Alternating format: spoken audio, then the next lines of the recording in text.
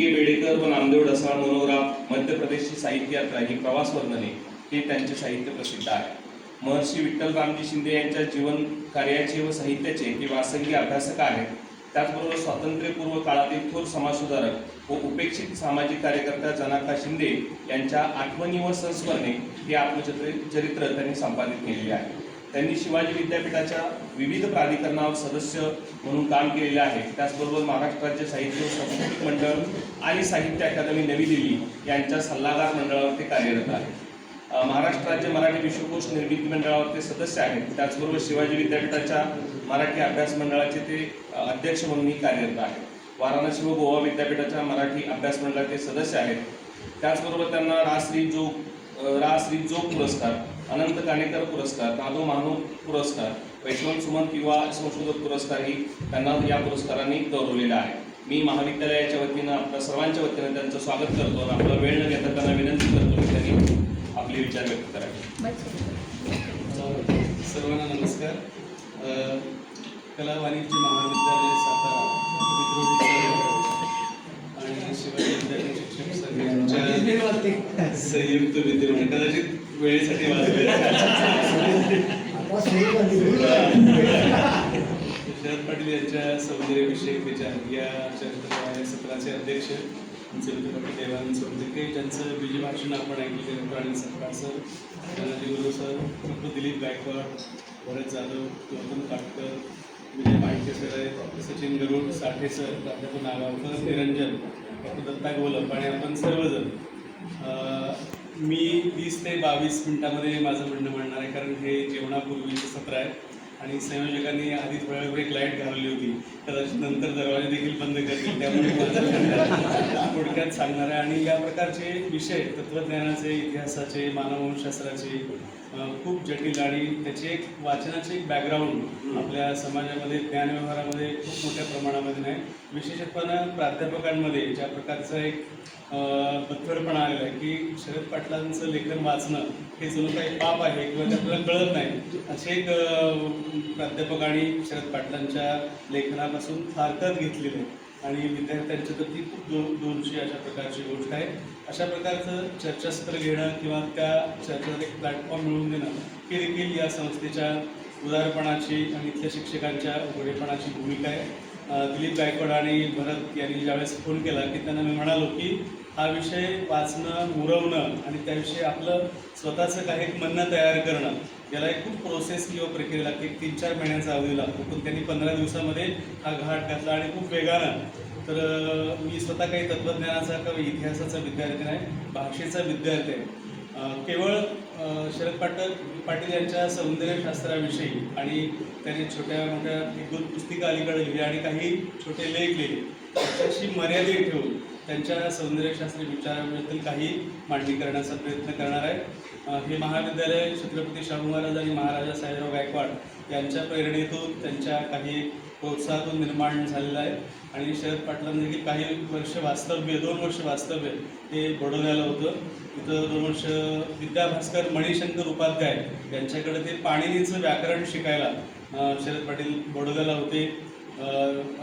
निःशुल्क अशा प्रकारची निवास व्यवस्था राहून त्यांनी ते शिक्षण घेतलं होतं आणि महिना 40 रुपये अशी त्यांची भोजनाची व्यवस्था बडोद्यामध्ये 66 किंवा 67-68 त्या काळामध्ये असावी.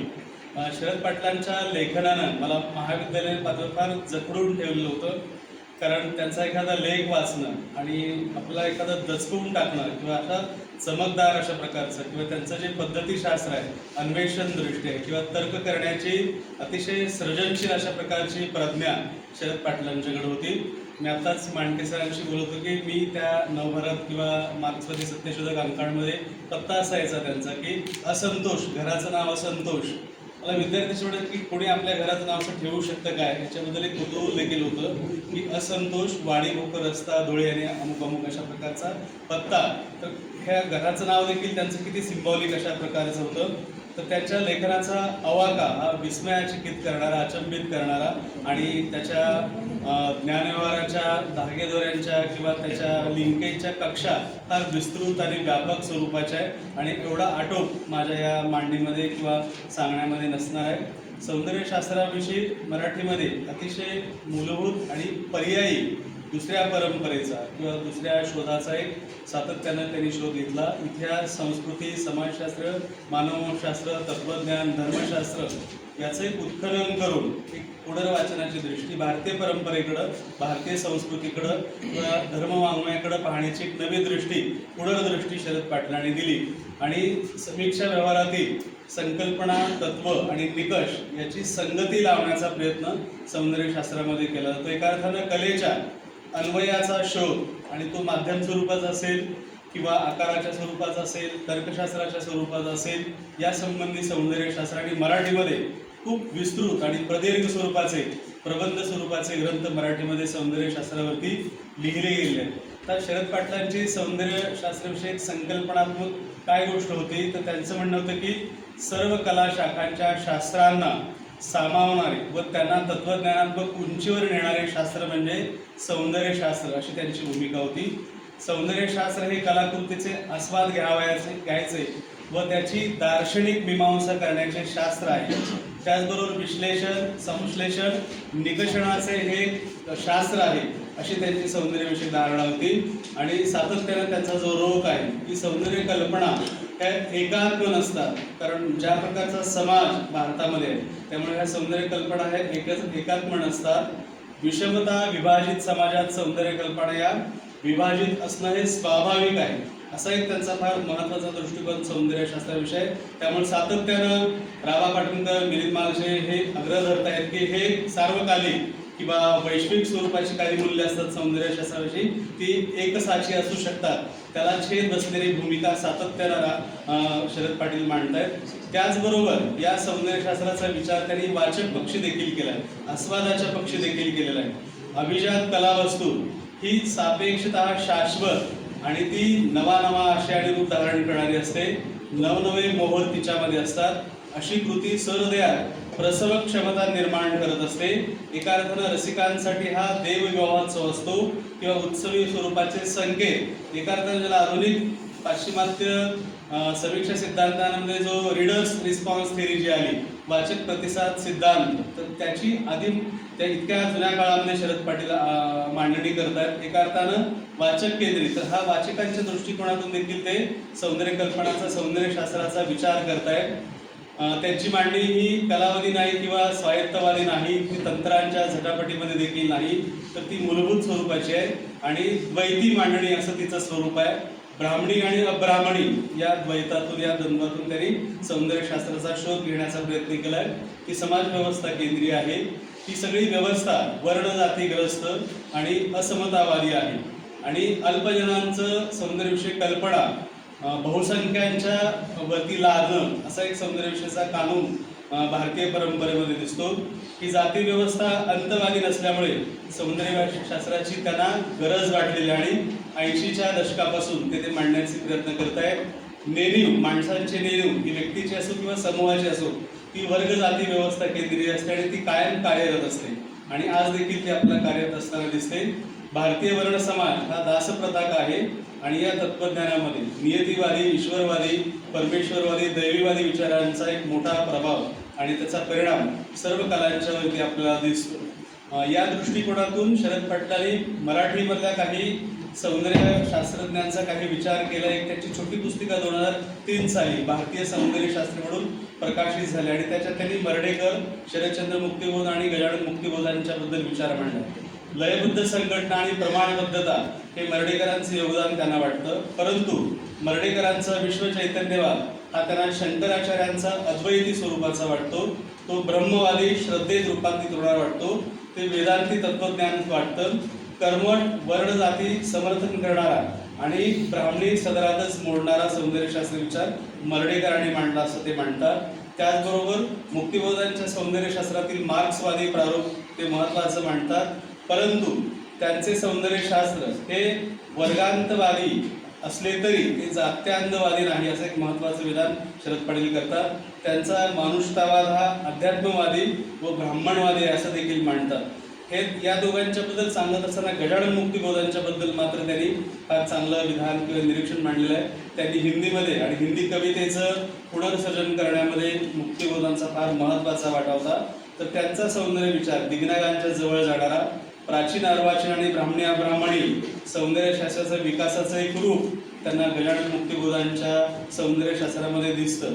तर हा एक त्यांच्या मराठी आणि काही प्रमाणात भारतीय, त्याचबरोबर सातत्यानं शरद पाटलांचा रोग जो आहे तो प्रस्थापितांचं सौंदर्यशास्त्र, प्रस्थापितांचं साहित्य, ब्राह्मणी साहित्य, वैदिक परंपरेतलं साहित्य हे परंपरावादी कशा प्रकारचं आहे, ईश्वरवादी कशा प्रकारचं आहे, ते चातुर्वर्ण समर्थ कशा प्रकारचं आहे. कृष्ण हा चातुर्वर्ण्यांचा निर्माता होता आणि ब्राह्मणी साहित्य हे विना उत्पादकतेतून निर्माण झालेलं आहे. आणि सतत कायम शरद पाटलांच्या लेखनामध्ये ब्राह्मणी अब्राह्मणी असा फरक, भेद आणि त्यांची गुणवैशिष्ट्ये काय, वैगुण्य काय, याचा एक सातत्यानं रोग शरद पाटलांचा आहे. भारताच्या नाट्यशास्त्रात जाती समाजांतर्गत सौंदर्यशास्त्राचा उगम त्यांना जाणवतो. ब्राह्मणी साहित्यशास्त्र परंपरेत साहित्यकृती ही शोकांत स्वरूपाची असली तरी ती आनंद देते, यावर त्यांचा आक्षेप आहे. ब्राह्मणी साहित्यशास्त्र हे केवळ अलंकार शास्त्रवादी आहे आणि काही गोष्टी म्हणजे वाल्मिकी हा ब्राह्मण होता, तो कोळी नव्हता. आपल्याकडं लोकजीवनामध्ये ज्या प्रकारचे समज गैरसमज असतात, तर अशी काही विधानं देखील म्हणजे त्यांचं पुराण वाङ्मयाचं, संस्कृत वाङ्मयाचं वाचन किती सूक्ष्म आणि बारकाव्याच्या स्वरूपाची, त्याची असंख्य उदाहरणं त्यांच्या लेखनामध्ये विखुरलेली आपल्याला दिसतात. आणि या दृष्टिकोनातून वि. राजवाडे हे त्यांना सनातन्यांचे सर्वात मोठे इतिहासकार वाटतात. तर महाकवी व्यास हा समता संघर्षाच्या विरोधी असलेला ब्राह्मण महाकवी अशी त्यांनी व्यासांची नोंद घेतलेली आहे. तर या दृष्टिकोनातून त्यांनी प्राचीन वाङ्मयाचं वाचन केलं आणि त्यांच्या सौंदर्यशास्त्रामध्ये 3 गोष्टींचा महत्त्वाचा जो भाग आहे त्यातले एक बुद्ध परंपरा. या परंपरेतून सौंदर्यशास्त्राचे काही निकष किंवा प्रमाणबद्धता आपण घेऊ शकतो. त्याचा संबंध प्राचीन कृषी परंपरा, नृत्य, शेतीजीवन, कृषीमाया आणि सौंदर्य यांच्या संबंधाशी ते जोडतात. विहार, चैत्यसभा, गणसभा, भिक्षुसंघ किंवा जुन्या काळातले बिहारातले आर्किटेक्ट्स याकडे ते लक्ष वेधत आहेत. दिग्नाग, धर्मकीर्ती, कौसल्यायन, नागार्जुन, अश्वघोष आणि दिग्नाग हा त्यांचा अतिशय आवडता अशा प्रकारचा विचारवंत असावा, त्याचा वारंवार उल्लेख आहे. आणि दिग्नागाच्या मांडणीतून भारतीय सौंदर्यशास्त्र, ब्राह्मणी सौंदर्यशास्त्र विकसित होऊ शकतो याच्यावरती सातत्याने त्यांचा कटाक्ष आहे.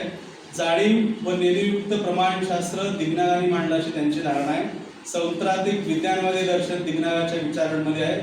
जगातले पहिले सौंदर्यशास्त्र निर्मूल कालिदासाच्या सौंदर्यशास्त्राचा पराभव करणारा हा दिग्नाग विचारवंत होता.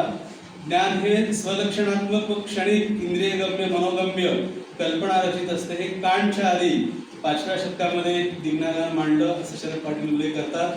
प्रमाणशास्त्राचं बीज देखील दिग्नागांनी मांडलं. त्रिपिटक हे त्यांना असामान्य स्वरूपाचं लोकसाहित्य वाटतं. प्रत्यक्ष ज्ञान हे प्रतिबिंबात्मक, वारंवार मार्क्सिस्ट डायलेक्टिकमध्ये सातत्याने त्याचा उल्लेख ते करतात की मार्क्सवादी सौंदर्यशास्त्राची मर्यादा काय आहे, तर ते रिअलिस्टिक किंवा प्रतिबिंबात्मक आहे, ते संकल्पनात्मक नाही आणि संकल्पनात्मक ज्ञानामध्ये नवनिर्मिती असते. बुद्ध परंपरा ही अनिश्वरवादी, वेदप्रामाण्य विरोधी आणि अनात्मवादी आहे, याकडे पुन्हा ते लक्ष वेधू इच्छित आहेत. आणि त्या दृष्टिकोनातून त्यांना ज्याचा सकाळच्या भाषणामध्ये मृच्छकटिप नाटकाचा उल्लेख झाला, तर त्याची नायिका वेश्या आणि प्राचीन भारतीय विद्रोही साहित्याचा महत्तम आविष्कार त्यांना मृच्छकटिप नाटकात दिसतो. दासशूद्र विदुर हा वर्णव्यवस्था विरोधातील विद्रोही माणूस नायक त्यांना वाटतो. त्याचबरोबर प्रेमचंदच्या गोदानमधील दलित शेतमजूर नायक त्यांना या परंपरेतला महत्त्वाचा नायक वाटतो. हे एक सूत्र. आणि दुसरं त्यांच्या सौंदर्यशास्त्रातलं सूत्र आहे ते स्त्रीसत्ता किंवा मातृसत्ता, की त्याचाही अतिशय दीर्घ म्हणजे मराठीमध्ये स्त्रीसत्तेबद्दल, मातृसत्तेबद्दल इतकं विस्तारानं आणि इतक्यातला सांस्कृतिक परिमाण असणारं महत्त्वाचं एक लेखन तत्वज्ञानाच्या दृष्टीनं, इतिहासाच्या दृष्टिकोनातून शरद पाटील यांनी लिहिले. भारतीय संस्कृतीच्या आद्य निर्मात्या त्या स्त्रिया होत्या आणि या स्त्रियांच्या राज्यामधून किंवा त्यांच्या विवाहातून आपल्याला सौंदर्यशास्त्राचे काही निकष मिळू शकतात. वेदांची निर्मिती, सूक्त मंत्राच्या निर्मात्या म्हणून त्या स्त्रियांचा उल्लेख करतात. अमृणी किंवा राष्ट्री देवी वा नैऋती दुर्गा, साधुदेवीने अप्सरा त्या गणराण्या होत्या, त्या मातृवंशक आणि सरस्वती पुत्र होत्या. नृत्य, संगीत आणि नाटकाशी त्यांचा संबंध होता. स्त्री ही आद्य वेदकर्म करणारी, विणकाम करणारी आहे. जमदग्नी, भरद्वाज, गौतम, अत्री, कश्यप हे ऋषी मातृवंशक किंवा अनार्य होते. आद्य शेतीचा शोध बिहारमध्ये लागला आणि आद्य अहल्या ही गणमाता होती आणि सिंधू संस्कृतीमध्ये निरुक्ती तिचं अस्तित्व होतं. या प्रकारच्या स्त्री सत्तेचा, मातृसंस्थेचा वारंवार उल्लेख शरद पाटलांच्या लेखनामध्ये आहे. आद्य तत्वज्ञान जे सांख्य स्वरूपाचं निर्माण झालं, तिची निर्मिती कपिला या स्त्रीनं केलेली आहे. सीता ही रामाला सांगते एका घटनेमध्ये की निरपराध राक्षसांचा वध करू नको, किंवा पातिव्रतेची शपथ घेऊन रामाकडे न जाता ती आत्महत्या करते. या रूपामध्ये देखील शरद पाटलांना या स्त्रीसत्ताक किंवा गणसत्ताक मातृसंस्थेचा महत्त्वाचा बाब दिसते. आणि सौंदर्याची व्याख्या करताना त्यांचं असं म्हणणं आहे की तुम्हाला मातृसत्तेकडे किंवा स्त्रीसत्तेकडे जावं लागतं. आद्य अब्राह्मणी धर्मसूत्रकार म्हणून हरितीचा ते उल्लेख करतात. स्त्रीराज्यात समता होती, स्त्रीसत्ता गणसमाजात स्वतंत्र समता होती, समोनिष्ठ अशा प्रकारच्या जाणीवा होत्या. या अर्थानं त्या स्त्रियांच्या राज्याकडे पाहतात. प्राचीन भारतातल्या नाटकामध्ये आणि नाट्यगृहामध्ये अनार्य परंपरा त्यांना जाणवते. वैराज्य म्हणजे व्युत्पत्ती पिटोबा म्हणजे काय त्याला म्हणतात ते शरद पाटलांच्या शब्दांचा कसून तलास घेणं, शब्दांची कोड, शब्द कसे निर्माण झालेले आणि काळानुसार ते कसे बदलले, मूळ शब्दांच्या मध्ये कोणत्या चिन्हांचा अर्थ दडलेला होता किंवा दडवलेला आहे याचा एक शोध घेणं हा एक त्यांच्या आवडीचा आणि अतिशय जिज्ञासेचा भाग आहे. वैराज्य या शब्दाचा देखील या पद्धतीने त्यांनी स्त्रीराज्य म्हणून उल्लेख केला आहे. अनार्य गणराज्य म्हणून किंवा मातृवंश गणराज्य म्हणून स्त्रीशैल या गोष्टीकडे ते शेवटच्या काळामध्ये खूप वळले. हे हरितीचं गणराज्य होतं. आणि रागानं किंवा त्राग्यानं असं देखील म्हणतात नाशिकच्या त्र्यंबकेश्वराबद्दल की आजच्या त्र्यंबकेश्वराचे नाव शपूर्णका नगरी ठेवावे आणि या पुरुषी लोकांनी त्याचं परिमार्जन घ्यावं, प्रायश्चित्य घ्यावं, अशा प्रकारचा देखील त्यांच्या स्टाईलनं शैलीनं शरद पाटील उल्लेख करतात. तर हा एक भाग श्रीराज्याचा गणराज्याचा. आणि तिसरा त्यांचा की सौंदर्यशास्त्र किंवा साहित्याकडे कलेकडे पाहण्याचं हे मार्क्सवाद, फुले, आंबेडकर, माफू या अर्थानं त्याच्याकडे यामध्ये एक स्वतंत्र ग्रंथ देखील त्यांनी लिहिला. तर हा त्यांचा एक महत्त्वाचा सौंदर्यशास्त्र विषयक विचार आहे. मार्क्सच्या मर्यादांबद्दल, त्याच्या दोषांबद्दल, त्याच्या वर्गरचिताबद्दल, वर्ग दृष्टिकोनाबद्दल सातत्याने त्यांनी लिहिलं आहे. सम्यक सौंदर्यशास्त्र हे सर्व मानव समाजासाठी आहे आणि याचा एक त्रिवेणी संगम मार्क्सवाद, फुले, आंबेडकर वादामध्ये शरद पाटलांना पाहायला मिळत आणि त्याची एकवट ते पुन्हा पुन्हा त्याचा उच्चार करतायत. भारतीय दुःखाच्या समग्रतेचा आविष्कार मार्क्सवाद, फुले, आंबेडकरवादाच्या दृष्टीनं सर्व वर्ण जात वर्गाचे निपक्षपाती चित्रण करणं या दृष्टिकोनातून देखील या दृष्टिकोनाकडून ते पाहतात. आणि या अर्थानं दलित साहित्याचा उगम हा 1968-69 पासून झाला असं म्हणलं, पण ते उल्लेख करतात की वास्तविक पाहता तो अण्णाभाऊ साठे यांच्यापासून का करत नाहीत आपण, तर त्याशिवाय महात्मा फुले यांच्यापासून तो आपण का करत नाही. तर हे सौंदर्यशास्त्र म्हणजे सम्यक सौंदर्यशास्त्र आहे. आणि दलित, ग्रामीण, आदिवासी संयुक्त साहित्य महासभा देखील हा त्यांचा भाग आहे. आणि या तत्वज्ञानामध्ये एक प्रमाण चक्षु म्हणून, एक प्रमाण निकष म्हणून ते मार्क्सवाद, फुले, आंबेडकर वादातून त्यातून हे सौंदर्यशास्त्र विकसित करता येईल अशी त्यांची धारणा आहे. आता मराठी साहित्याचं त्यांचं वाचन आणि त्यांनी जे काही लेख लिहिले त्यातून त्यांचा मराठी साहित्याकडे पाहण्याचा, आधुनिक मराठी साहित्याकडे काय दृष्टिकोन होता त्याच्याबद्दल एक थोडक्यात सांगण्याचा प्रयत्न करतो. की मराठी साहित्याबद्दल अत्यंत तीव्र स्वरूपाचं असमाधान त्यांच्या मनामध्ये होतं. काही थोड्याच कृतींच्या विषयी त्यांनी परीक्षणं लिहिली आहेत किंवा काही प्रतिक्रियात्मक स्वरूपाचे लेख लिहिलेले आहेत. ग्रामीण, दलित आणि मार्क्सवादी साहित्याचा परामर्श त्यांच्या लेखनामध्ये आहे. आणि तो अब्राह्मणी परिप्रेक्षात मराठी साहित्याकडे पाहण्याची पुनर्दृष्टी आणि पुनर्वाचन देखील त्यांच्या लेखनामध्ये आहे. विशेषत्वानं दलित साहित्य हे ब्राह्मणी साहित्याशी नाळ तोडणारे मराठीतलं पहिलं साहित्य म्हणून त्याचा ते उल्लेख करतात. मार्क्सवादी साहित्य ब्राह्मणी परंपरेशी नाळ तोडू शकलेलं नाही असं देखील त्यांना वाटतं. 1970 नंतर मध्यम जातीय साहित्य निर्माण झाले. विशेषत्वानं आनंद यादवांच्यावर त्यांचं प्रेम काय असावं काय मला माहिती आहे, पण वारंवार यादवांच्याबद्दल त्यांनी लिहिलं आहे. नंतर मात्र ते बदललं देखील असू शकेल. महाराष्ट्रांचा आणि यादवांच्यामध्ये जो वाद झाला त्याच्याबद्दलचे पडसाद त्यांच्या लेखनामध्ये खूप आहे. विभावरी शिरोलेखांची बळी ही त्यांना महत्त्वाची कादंबरी वाटते, कारण तिचा नायक अस्पृश्य नायक आहे. रवा दिघे यांच्या साहित्यामध्ये किंवा कादंबऱ्यांमध्ये जातीवर्ग समन्वय आणि त्यांची समता ही रोमॅन्टिक स्वरूपाची आहे. टारफुला, माझा गाव किंवा टारफुलामध्ये गुन्हेगारीचं अंतर्गतीकरण कशा प्रकारचं आलेलं आहे. ढग ही त्यांना महत्त्वाची कृती वाटते. मराठी साहित्यातील महत्तम चित्रण ढगमध्ये पाहायला मिळतं. भारतीय स्त्रीचं महाकाव्य किंवा कौतिकच्या नजरेतून त्यांनी समाजाचा जो बर्ड आहे आयव्ह्यू घेतलेला आहे तो त्यांना फार महत्त्वाचा वाटतो शरद पाटलांना. त्याचबरोबर स्वामीचं फार वेगळं इंटरप्रिटेशन त्यांनी केले की तिच्या शेवटचा जो प्रसंग आहे स्वामी रणजित देसाईंनी लिहिला की सती जाण्यात व तिच्या पतिप्रेमाची हृदयभेदक परिसीमा व कृतार्थता दाखवणाऱ्या स्वामीला डोक्यावर घेणारे रसिक हे भट वा भटाळलेले असू शकतात. तर या दृष्टिकोनातून आणि अजूनही स्वामीवरती लोक किती उड्या मारून वाचतात, एकमेकांना भेट देतात, लग्नात भेट देतात की आपल्या स्त्रीला तिचं वर्णन जे अलंकारी गौरवणी केले नेमाने देखील फार चांगले की श्वेतवस्त्र, केस सोडलेले आहेत, मळवट भरलेला आहे आणि तिला मारून टाकतात. या अन्यायी क्रूर परिश्रमेचं स्वातंत्र्यानंतर माणसं उदात्तीकरण करतात. तर शरद पाटलांच्या लेखनामध्ये देखील त्या रसिकांना देखील ते वाचकांना देखील कटगळ्यामध्ये ठेवतात. आनंदी आजर हे त्यांना रोजगारांचे कवडसे मांडणारे साहित्यिक, वर्गीय विघटनाचं स्वरूप सांगणारे, वाकळ सांगणारे किंवा कुणबी जातीचे वर्गीय भाष्यकार म्हणून यादवांचा ते उल्लेख करतात. म्हणून शरद पाटील देखील उल्लेख करतात की कोल्हापूरची जी साहित्य परंपरा आहे ती पॉप्युलर आणि पौराणिक लोकप्रिय म्हणण्याची ऐतिहासिक असेल आज तागायत देखील आपल्याला ती दाखवता येते. तर त्याचं एक महत्त्वाचं विधान आहे की हे शाहू महाराजांची नगरी आहे, हा परिसर आहे की शाहू महाराजांनी जाती व्यवस्था विरोधी काम केलं, परंतु रणजित देसाई आणि शंकर पाटील यांच्या साहित्यात त्याचा अल्पसाही भाग येत नाही. आणि आजच्या अनेक लेखकांमध्ये देखील हे आपल्याला दाखवता येतं. कोल्हापूरची वाङ्मयाची परंपरा पॉप्युलर लोकप्रिय काय असावी त्याची कारणं देखील आपल्याला अनेक गोष्टींमध्ये शोधता येऊ शकतात.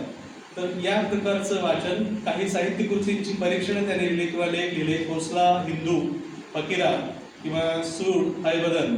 कोसला हा देखील फार इंटरेस्टिंग कुतूहलाचा भाग आहे. नेमाड्यानं ज्या प्रकारच्या काउंटर रिएक्शन कोसलापासून आल्या आणि हिंदूपर्यंत त्याचा अतिशय शिखर स्वरूपाच्या गोष्टी झालेल्या आपल्याला दिसतात. पण शरद पाटील या लेखकाचं इंटरप्रिटेशन कोणत्या दृष्टिकोनातून करतायत ते पाहणं देखील इंटरेस्टिंग आहे. तर कोसला ही भारतीय परात्मतेचा परमोत्तर रचना आणि साहित्यकृती त्यांना वाटते. सांगवीकर हा वर्गीय जातीय समाज कोशातच मरतो, एखादी संविधा कशी वाचावी याचं उत्तम उदाहरण शरद पाटलांच्या लेखनामध्ये की ज्याच्यामध्ये आस्वादाला गौरवी करणारा किंवा अंगाला शहारा येत आहेत किंवा असं काही रोमॅन्टिक काही सुद्धा नाही आहे. मध्यम जातीच्या षंड परात्मतेचा अभूतपूर्व आविष्कार त्यांना कोसलामध्ये पाहायला मिळतो. हा प्रतिनायक वर्गजाती व्यवस्था अंतर पॉझिटिव्ह स्वरूपाचा आणि हिरोमध्ये परकाया प्रवेशासाठी भटकतो आहे भूत म्हणून. समाज यामुळे तो सरेंडर झालेला आणि हे आत्मसमर्पण इथल्या सामूहिक नेणिवेचा एक भाग आहे. या अर्थानं ते कोसलाकडे पाहतात. हिंदूचं देखील त्यांनी स्वागत केलं. भारताची एक महत्तम कादंबरी म्हणून आणि त्याच्यामध्ये अब्राह्मणी दृष्टी त्यांना जाणवली. मातृसत्ताक मोहनजोदडोकडे घेऊन जाणारी दिशा हिंदूमध्ये त्यांना पाहायला मिळाली. मार्क्सवाद आणि विज्ञानवादाचा संगम आणि हे प्रबोधन जनतेकडे नेणारे साहित्यिक महाद्वार हिंदूनं उघडलेले आहे असा गौरव शरद पाटील हिंदूचा करतात. या ठिकाणी जे आपल्याकडे हिंदू आल्यानंतर म्हणजे शरद पाटील असं म्हणताय की हे महत्तम आणि श्रेष्ठ कृती आहे. आपला सर्वांचे मित्र महेंद्र भोरे म्हणतात की त्याचं काय दहन करायला पाहिजे. कोल्हापूरचे आनंद पाटील सुद्धा काय म्हणतात की पंचगंगेवर दहन करायला पाहिजे. तर ह्या तीन गोष्टी कशा समजून घ्यायला पाहिजे, त्यातले आंतरसंबंध काय आहेत, ज्ञानसत्ता संबंध काय, आयडिओलॉजिकल सत्ता संबंध काय आहेत किंवा जातीय अस्मितांचे किंवा एकांगीपणाचे टोकं काय आहेत हे देखील समजून घ्यायला हे व्ह्यू महत्त्वाचे ठरू पाहतात. आणि त्यांचं म्हणणं असं आहे की अब्राह्मणी साहित्य व कला महासभा यांनी नेमाडे यांच्या अध्यक्षतेखाली उभे राहायची वेळ आली आहे असं म्हणतात. मी नेमाड्यांच्यावरती चर्चासत्र जळगावला झालं होतं आणि दत्ता पण त्यावेळेस होता की समारोपाला शरद पाटील आले होते आणि खूप थकलेले होते आणि त्यांनी येताना एक मोठं निवृत्तीचं पोस्टर आणलं होतं आणि आधी त्यांनी वरती हॉलवरती ते पोस्टर लावायला सांगितलं आणि मग भाषणाला सुरू केली. तर त्यावेळेस नेमाडे आणि शरद पाटील यांचा जो वावर होता तर हे पाहणं आणि त्यातलं काही गोष्टी देखील आपल्याला महाराष्ट्राच्या ज्ञानपरंपरेविषयी खूप जाणून घेता येण्याचा त्या दोघांचा वावर देखील होता. तर हयवदनकडे देखील ते ब्राह्मणी देणेवेने घडवली आणि परतवलेली प्रतिभा झेप म्हणून हयवदनकडे ते पाहतात. वर्ण जाती व्यवस्था समाजाची नेणीव कार्यरत कशी असते ती त्यांना त्या हयवदनमध्ये दिसते. सूड हा आधुनिक जानकीचे रामायण त्यांना वाटते आणि हे आत्मसमर्पण, स्त्रीला सूड उगवता येत नाही आणि सामूहिक अनकॉन्शियस नेणीव कशा प्रकारची कार्यरत असते आणि लेखकाच्या लेखनामधून ती कशी अप्रत्यक्षपणाने झिरपलेली असते. तर याचं एक सूक्ष्म मायक्रो वाचन शरद पाटलांच्यामध्ये होतं.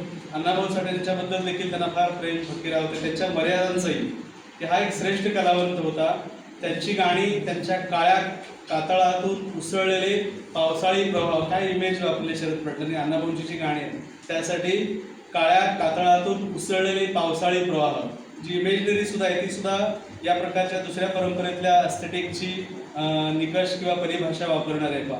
फकीरामधील जोगिनीची कथा आहे त्यांना बंड वाटतं आणि ते आधी सुपिकेतेचा विधी म्हणून त्याकडे पाहतात आणि तिथल्या मर्यादांना देखील पाहतात. वर्गवादाच्या जाणीवेतून आणि जातीवादाच्या निर्वेतून वर्गवादाच्या इनिबिशन म्हणून अण्णाभाऊंसारख्या महान लेखकाला साहित्याची मोठी हानी झाली असं त्यांना वाटतं. वर्गवादी साहित्याची कोंडी मात्र अण्णाभाऊंनी फोडली असं त्यांचं म्हणणं आहे. आता शरद पाटलांच्या संबंधाने मी ज्याचा उल्लेख केला की आजच्या काळाचा काळ खूप बदलला आहे, इतका गती स्पीड तंत्रज्ञानाचा काळ आहे, रचित खूप नॅरेटिव्ह खूप बदललं जातं आहे आणि त्याचा आज यापर्यंत आपण सगळं आलं. एक नवभांडवली देखील व्यवस्था आहे. या काळामध्ये शरद पाटील काय त्यांनी स्टँड घेतला असता किंवा आजचं जग आजचं साहित्य त्यांनी कशा आणि कोणत्या पद्धतीने वाचलं असतं असं देखील आपण म्हणू शकतो. यादवांच्या बद्दल त्यांचं मात्र खूप त्यांनी यादवांचा गौरव केला, परंतु गोतावळा त्यांना ही सरस कादंबरी वाटत होती.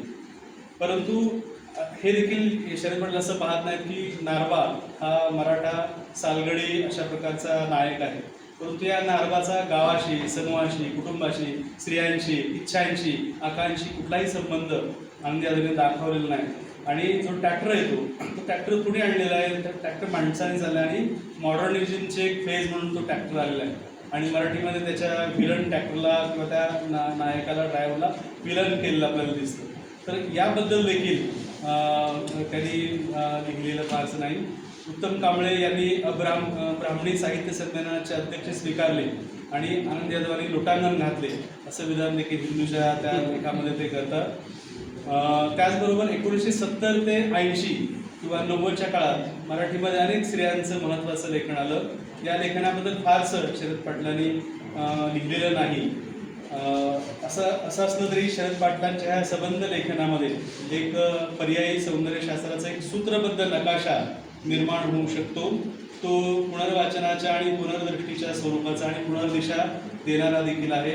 समाज वर्गजात दास्याकडे जाण्याची एक नवी दृष्टी या सौंदर्यशास्त्रामध्ये आणि मुख्य म्हणजे त्याच्या जीवनदृष्टीपासून अगदी साहित्यकृतीच्या कॅरेक्टरपासून ते भाषेपर्यंत आणि स्ट्रक्चरपर्यंत देखील काही सौंदर्यशास्त्राच्या दिशा शरद पाटलांच्या लेखनामध्ये. अब्राह्मणी साहित्याचे सौंदर्यशास्त्राच्या ग्रंथामध्ये त्यांनी असं म्हटलं होतं की देश जात वर्ग स्त्री दास्यांताच्या मन्वंतराकडे जात आहे, त्याचे गुंतागुंतीचे विराट भावविश्व अब्राह्मणी साहित्याने चितारणे ही काळाची गरज आहे आणि ते खरे अब्राह्मणी सौंदर्यशास्त्र. किंवा त्यांचे देखील असं म्हणणं होतं की दिग्नागचे स्कूल हे अपुरे, ते जात्यंत लोकशाही क्रांतीचे दार्शनिक सौंदर्यशास्त्र काम मला पूर्ण करावे लागले असा एक आत्मविश्वास देखील त्यांना होता. आणि सौंदर्यशास्त्राची मांडणी करणारे पर्यायी सौंदर्यशास्त्राची ते एकांडेशी ठरले. ती परंपरा मराठीमध्ये फारशी विकसित होऊ शकली नाही किंवा त्याला आपण ज्या प्रकारची संस्थात्मक कामाची उभारणी करावी लागते ती मात्र पुढच्या काळामध्ये होऊ शकलेली नाही.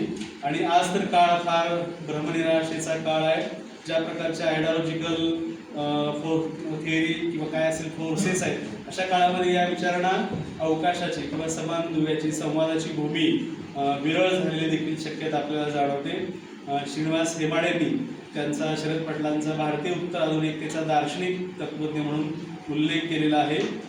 वासुदेव सावंत यांनी पर्यायी सौंदर्यशास्त्राच्या दिशेने नावाने एक लिहिलेलं आहे. आणि नेमाडे आणि शरद पाटील हे त्यांना दोन आधुनिक काळातले मराठीतले पर्यायी सौंदर्य आणि त्याचे फार नाते आंतरसंबंध त्यांनी चांगल्या पद्धतीनं उलगडून दाखवतात. टीका स्वयंवर आणि अब्राह्मणी साहित्याचे सौंदर्यशास्त्र या दोन ग्रंथांमध्ये वासुदेव सावंतांनी ह्या सौंदर्यशास्त्राचे सामर्थ्य उलगडून दाखवलेलं आहे. शरद पाटलांनी त्यांच्या लेखनामध्ये उल्लेख केला की टीका किंवा स्पष्टता असेल की पैगंबराचे एक विधान उल्लेख केलं की मतभेद माझ्या जमातीला वरदान आहे. आणि आयुष्यभर शरद पाटील त्या मतभेदाच्या संबंधाला फार चांगल्या पद्धतीने टीका समाजाच्या निकोपपणासाठी, सौंदर्यासाठी, वाढीसाठी आणि इतिहासाकडं, संस्कृतीकडं, साहित्यकलेकडं पाहण्याची एक नवी अन्वेषण दृष्टीने पद्धतीशास्त्र शरद पाटलांनी मराठीला दिलं, या अर्थाने मी त्यांच्याकडे पाहतो. तर मी थोडा आणखी 5 मिनिट देखील जास्त वेळ घेतला असेल. मी दिलीप गायकवाड आणि भरत जाधव आणि आपल्या सर्वांचे आभार मानतो आणि थांबतो.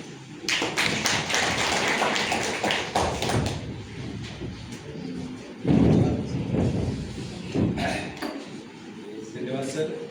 सरांनी या प्रकारची मांडणी केली. हे चालू केलं तर मी सरांच्या एवढ्या उद्बोधक अशा शरद पाटलांच्यावरच्या व्याख्यानानंतर खरं तर सर्वांची अशी इच्छा आहे की सरांचं हे जे मुद्द्यामध्ये आहे ते एक लेख स्वरूपामध्ये सर्वांसाठी जर उपलब्ध झालं तर नक्कीच ते आपल्या सर्वांसाठी दिशादर्शक होईल. यानंतर मी विनंती करतो आजच्या या सत्राचे अध्यक्ष डॉक्टर देवानंद सोनटके सर.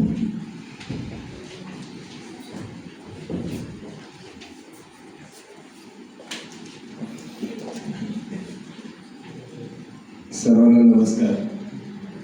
आणि पुढची बेल वाजायच्या आधी हे मी संपेन याची खात्री करतो.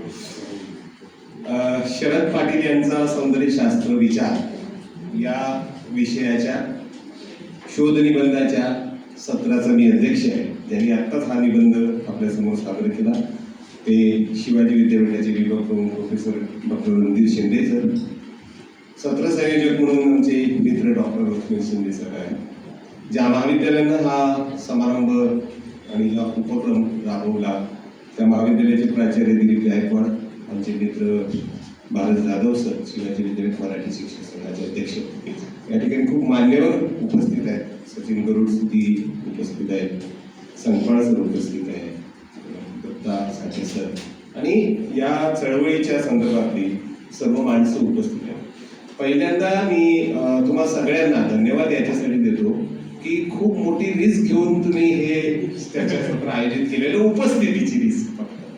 पण तसं झालेलं नाही. तर या सत्रामध्ये विद्यार्थ्यासह प्राध्यापक सगळेजण उपस्थित आहेत आणि किचकट आणि ज्याचा आपल्या दैनंदिन आयुष्याशी फारसा संबंध नाही असं असलेल्या विषयाबद्दल तुम्ही गंभीरपणे चर्चा ऐकत आहे.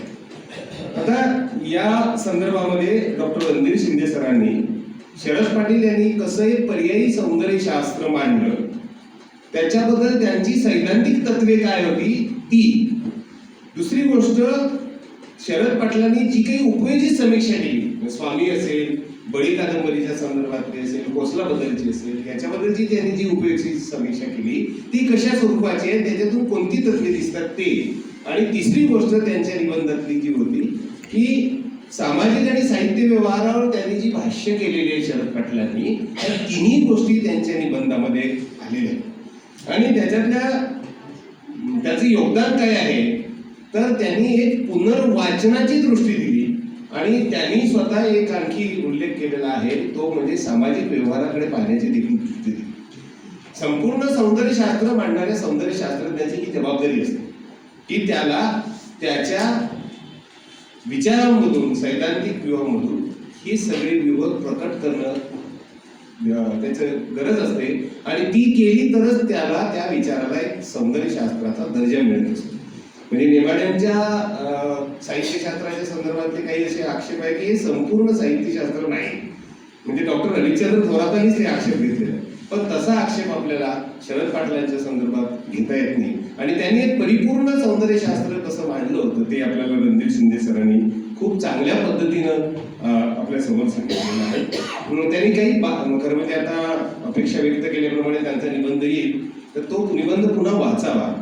लहान लहानशा मुद्द्यांना त्यांनी स्पर्श करत ते मुद्दे आपल्या विचारांपर्यंत पोहोचवले जे आपल्याला कदाचित नवीन असतील. विशेषतः राजवाडे सनातन्यांचे इतिहासकार होते किंवा नेमाड्यांच्या कोसल्याच्या संदर्भावर त्यांनी केलेली टीका जी असेल, ह्या अतिशय बारीक बारीक जी मुद्दे आहेत त्या मुद्द्यांकडे किंवा आनंद यादवांच्या सारख्या सामाजिक आणि सांस्कृतिक व्यवहारांच्या माध्यमातून त्यांनी जे भाष्य केलं, त्यामुळे या त्यांच्या निबंधाचं खूप मोल आहे आजच्या या चर्चासत्रात असं मला वाटतं. आता जे बरेच विद्यार्थी आहेत, कंटाळलेला हा शब्द कंसातला आहे, तर त्या सगळ्यांना हे सांगू इच्छितो मी की नेमकं साहित्यशास्त्र आणि सौंदर्यशास्त्र, वनस्पतीशास्त्र काय करत असतं, वनस्पती अभ्यास.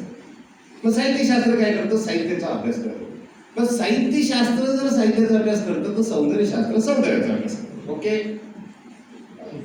आता सौंदर्यशास्त्र ज्या सौंदर्याचा अभ्यास करतं ते सौंदर्य म्हणजे ब्युटी नाही आहे जे तुम्ही पार्लरमध्ये जाता, ते आहे एस्थेटिक्स. आता हे जे एस्थेटिक्स आहे, हे जे सौंदर्य आहे ते कलांमध्ये असतं. चित्रकला असेल, शिल्पकला असेल, संगीत कला असेल, नृत्यकला असेल. ओके. आता तुम्ही समजा ताजमहाल पाहायला गेला, म्हणजे तुम्ही शिल्पकला आणि वास्तुकला पाहायला गेला तर त्याचं सौंदर्य कशात आहे याच्या संदर्भातला निकष आपल्या मनामध्ये असतो आणि मग त्याचं आपण मूल्यांकन करतो की बाबा हे सुंदर आहे किंवा नाही. असंच नृत्य कलेच्या संदर्भातलं की हे नृत्य चांगलं की वाईट, हे गाणं चांगलं की वाईट. आता ह्या सगळ्या कला आणि सगळं साहित्य यांच्यामध्ये एक गोष्ट आहे. कसं आहे की सगळ्या ललित कला साहित्य सोडून या संवेदनेशी संबंधित आहे. संगीत कला स्मृतीशी संबंधित आहे, शिल्पकला जी आहे, नृत्यकला आहे, ती दृश्य कलेशी संबंधित आहे, दृश्य संवेदनेशी संबंधित आहे, शिल्पकला जी आहे ती स्पर्श संवेदना आणि दृश्य कलेशी संबंधित आहे, दृश्य संवेदनेशी संबंधित आहे. पण साहित्य कला जी आहे ती सर्व संवेदनांचा संकर आहे. हिरवे हिरवे गारगालीचे हरितर तृणांच्या मखमलीचे स्पर्श संवेदना, दृश्य संवेदना, रंग संवेदना, कुठे धुराचा जळका परिमल गरमच्या गंध संवेदना, सगळ्या संवेदना. आणि साहित्य कलेचं दुसरं वैशिष्ट्य नुसत्या संवेदना नसतात, तिच्यामध्ये भावना असतात, विचार असतात. शरद पाटलांचा शब्द वापरायचा झाला तर जाणीव आणि नेहमी नसते. आता हे जे विचार आहे, ही जी भावना आहे, ही जी जाणीव आहे ती कोणत्या स्वरूपाची साहित्यातून व्यक्त व्हावी याच्याबद्दलची चर्चा. सौंदर्यशास्त्र म्हणजे काय, कलामधून जे व्यक्त होणारे आशय आहेत त्या आशयाने कोणती बाजू घ्यायची आणि कोणाबद्दलची बाजू घ्यायची, एवढा प्रश्न म्हणजे सौंदर्यशास्त्राचा प्रश्न. आता एक गोष्ट लक्षात घ्या की आतापर्यंत जी चर्चा आहे भारतीय साहित्यशास्त्राची असेल आणि पाश्चात्य सौंदर्यशास्त्राची वगैरे असेल, ती कशी चर्चा होती ती आधीच्या वक्त्यांनी म्हणजे संपाळ सरांनी फार चांगली मांडणी तुमच्यापर्यंत पोहोचवली. काय गोष्टी दिसते की मी जर कविता लिहेल, मी जर चित्र काढेल तर मी म्हणजे कलाकार स्वायत्त आहे. कला ही स्वायत्त आहे, तिच्यावर कोणाचं बंधन नाही, ती दैवी असते, उत्स्फूर्त असते आणि तिचा आस्वाद ही वैयक्तिक गोष्ट असते. ही एक भूमिका आहे त्याला म्हणायचं स्वायत्तवादी सौंदर्यशास्त्र. पण जीवनात साहित्य आहे, कला आहे, त्या जीवनाचाच भाग आहे आणि म्हणून त्यामधून कलावंत स्वातंत्र्य नाही तर त्यानं समाजाच्या, श्रमिकांच्या, मुक्तीच्या, गुलामीचं समर्थन केलं आहे की विरोध केला आहे, त्याच्यातून कोणती मूल्य त्यांनी मांडलेली आहे. आणि म्हणून साहित्य कलेचा, सौंदर्य कलेचा, सगळ्या ललित कलांचा जीवनाशी संबंध आहे असं मांडणं हे आहे जीवनवादी सौंदर्यशास्त्र. म्हणजे स्वायत्तवादी आणि जीवनवादी असे दोन कलेच्या संदर्भातले प्रवाह आणि संपर्क आहेत. शरद पाटलांसारखे जे विचारवंत आहेत, मुक्तिबोधांसारखे जे विचारवंत आहेत हे या जीवनवादी परंपरेतले आहेत आणि त्यांनी ज्यांच्यावर टीका केली, मर्ढेकर असतील किंवा बाकीचे जे लोक आहेत ते कलावादी सौंदर्यशास्त्र. आता मग जीवनवादी सौंदर्यशास्त्रातली काय तत्वे असावीत याच्याबद्दलचा विचार शरद पाटलांनी मांडलेला आहे. तेवढा एक 5च मुद्दे आहेत, तेवढे मी सांगतो आणि मी थांबतो. उदाहरणार्थ त्यांनी असं सांगितलं की कलाकृती, साहित्य कृतीतून विश्व चैतन्य वगैरे वगैरे काही नाही होत, सामाजिक वास्तव स्वीकारतो. की मला काही हे परमेश्वराने सुचलेलं आहे ते काही लिहिलेलं असं नसतं, तर समाजातले प्रश्न, समाजाच्या समस्या, सामाजिक मूल्येच.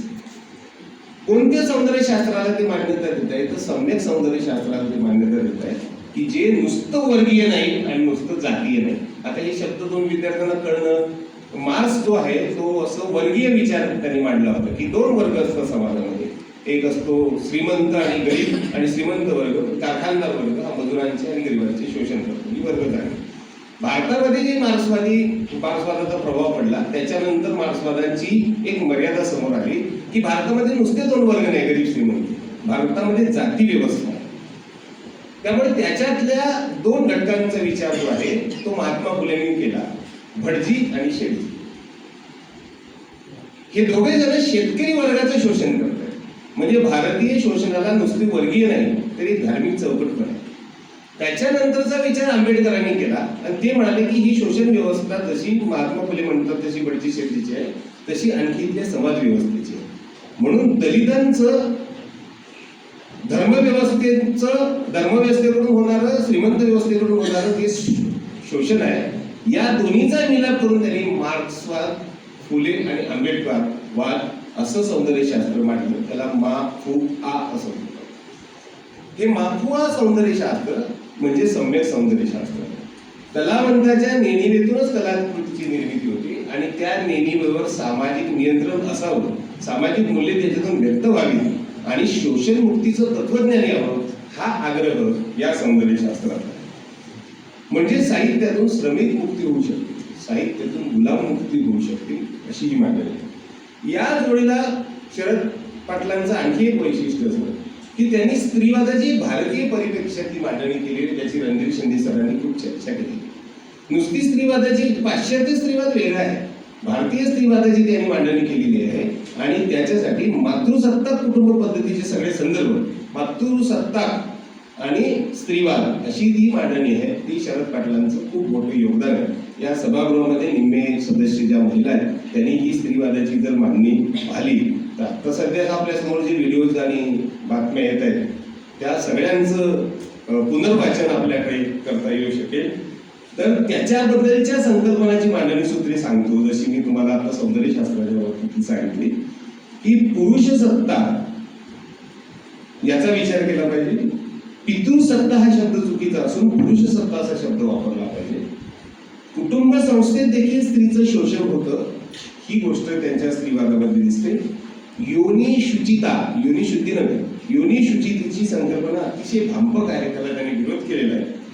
भगिनी भावाची त्यांनी चिकित्सा केलेली आहे, स्त्रियांच्या अस्मितेचा विकास केलेला आहे आणि सर्वात महत्त्वाची गोष्ट मी आता सांगितली त्याप्रमाणे स्त्री सत्ता ते स्त्री दास्यत्व याच्याबद्दलची, ज्याला कार्ल मार्क्स ऐतिहासिक मांडणी करत असतो तशी त्यांनी भारतीय संदर्भातली ऐतिहासिक मांडणी केलेली आहे. आणि एक मोठं सैद्धांतिक तत्वज्ञान म्हणजे जे स्थान श्रीमंत बुवासारख्या लेखिकेला ते सेकंड सेट पुस्तकाच्या माध्यमातून मिळतं तेच या स्त्रियांच्या गुलामीच्या संदर्भातलं आणि मातृसत्तेच्या संदर्भातलं जी मांडणी केलेली आहे शरद पाटलांनी त्या ग्रंथाला मिळू शकतं. इतक्या चांगल्या विषयावर सौंदर्यशास्त्र आणि भारतीय समाज व्यवस्थेची चिकित्सा करणाऱ्या एका महान व्यक्तीवर वाद होईल, चर्चा होईल, याचा प्रश्नच नाही, पण त्यांनी जे दिलेलं योगदान आहे त्या योगदानाची चर्चा आज आपण सगळ्यांनी केली, करत राहणार आहोत. मला इथं बोलवलं त्याबद्दल मी महाविद्यालयाचे आणि आपण सगळ्या जणांनी शांतपणे ऐकून घेतलं त्याबद्दल तुम्हाला सगळ्यांची मनापासून आभार. बेल वाजायच्या आधी थांबलो, वाजले